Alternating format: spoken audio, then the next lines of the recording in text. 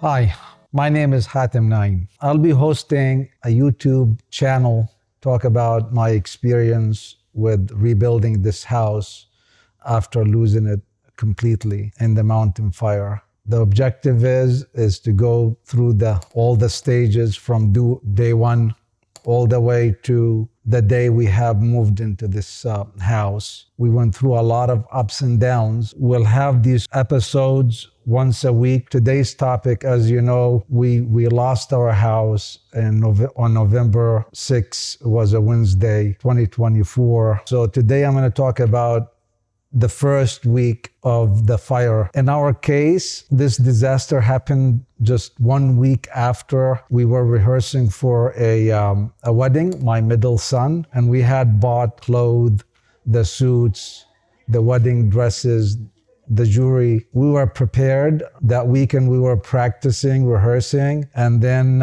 we were all ready. So fast forward 5 days later, woke up on that day. It was pretty windy, was forecasted to be windy.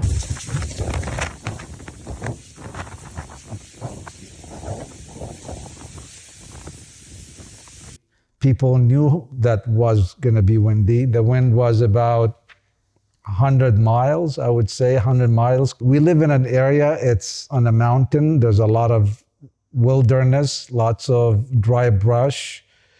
And the dry brush around us accumulated for over, I would say, 10 to 15 years. Had no rain, maybe once or twice that year. So wind, dry, and then we had a lot of fuel. A neighbor came down, he says, "You guys smelled the fire?" We said yes, we went outside. As usual, I thought maybe it's one of those that the fire department will get to it before, it makes it here. And I went on with my conference call. Then my wife starts screaming, fire next to the bedroom. We went outside just like that, less than 10 minutes since my neighbor came. The fire already was next to our house, already next to the bedroom. There's only one exit from this house to the main road. So the rush was to go find the car, and we had the garage locked. So we rushed into the garage, tried to open it, and at that point the electricity was cut off and we couldn't open it. So we tried to open it manually. It wouldn't open. It's not open yet. It's not. So now time is this fire really moving fast, really gaining momentum. My son screaming.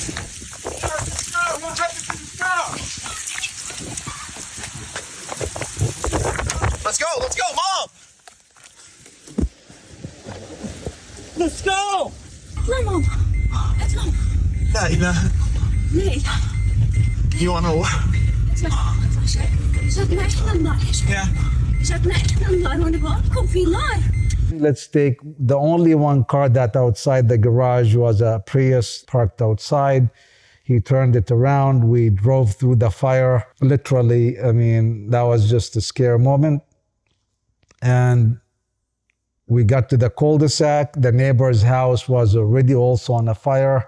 So this fire has already taken 2 or 3 homes. The smoke is everywhere and it's moving fast. And the neighbors decided we gather at the YMCA. Me, my wife, and my middle son. My youngest was at the college. He was in a class. We called him. We said, "Hey, don't come home. The whole area is closed. There's a fire." So now we're at the YMCA. Neighbors there. We weren't so sure yet if our house is saved or not, but we saw 2 homes at that point as we left already catching fire. So that is the first few hours of the fire. Now we're really not realizing what had happened, and we're now about maybe 8 miles away, but the whole area around blanketed with smoke. The fire had moved really fast because, again, this area is nothing but groves, lemon groves, avocado groves, filled up with lots of brush. At that point, the fire had already made it across the Highway 118 to an area called Camarillo Heights. And that's what we heard. A lot of homes started to burn. So we're still trying to really understand what's happening, what to do, where to go. About maybe, I would say, 3 hours, I called a friend and I said, hey, this is what's happening. He offered his house. He says, come to the house in Oxnard. We went there. We sat and we're really nervous. We're really in shock.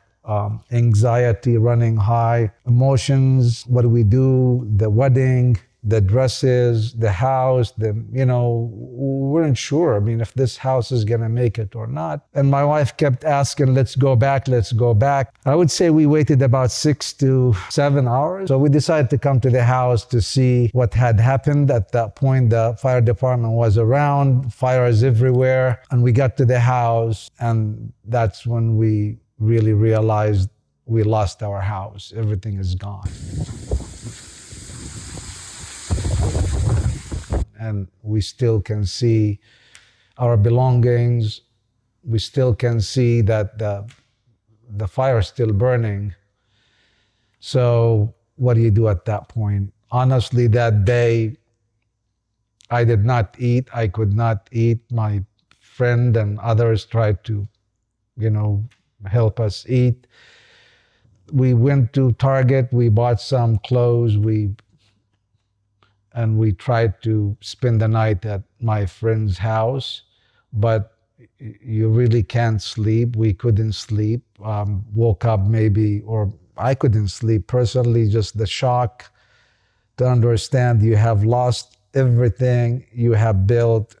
It still brings chills to my body when I think about that moment. You literally lost everything, and my son says, so what? We're homeless now, so literally, what do you say? Yes, we are homeless. That is day one. Day two is pretty much the same. You try to sink it in, you try to understand it. The officials in the county started to put these county or community meetings to talk about the fires.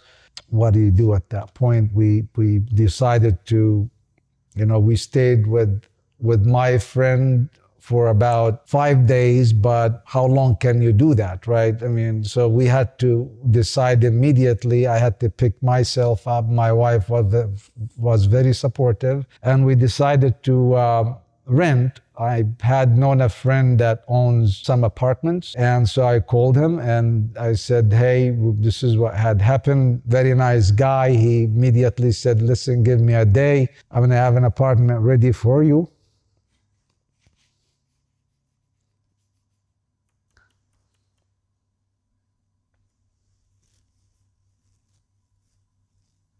The kindness of these people, I probably will never be able to pay back.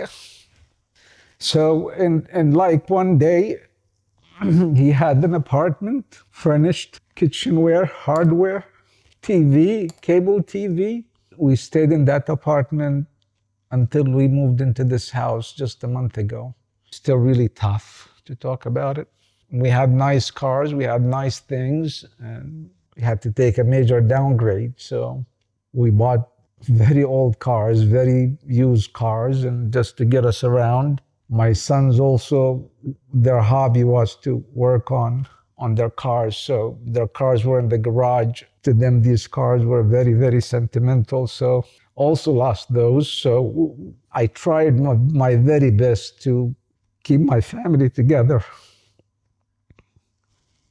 We moved forward, and now we have to decide what to do about the wedding. I met with the bride's father. He was really, really kind. He said, listen, this is a major disaster. Wedding is in 3 weeks. I'm okay moving it to next year. And just to have this wedding while things maybe in a better shape. I and my wife have decided at that point that that is really not right either to, my son wants to get married. At that point, I really didn't think moving it would do anything. So having lost everything, we had to make a decision now in 3 weeks. How much can we really prepare for, dresses, suits, and everything? We made the decision to go ahead and have the wedding. The wedding took place towards the end of the year. Here we are. My son moved on.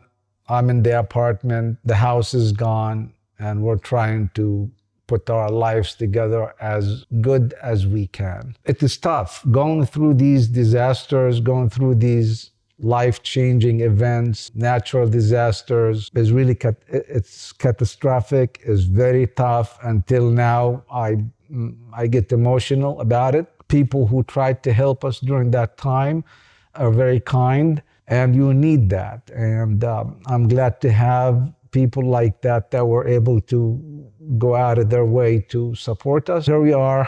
This is episode 1. Talk about something else next week, hopefully less emotional.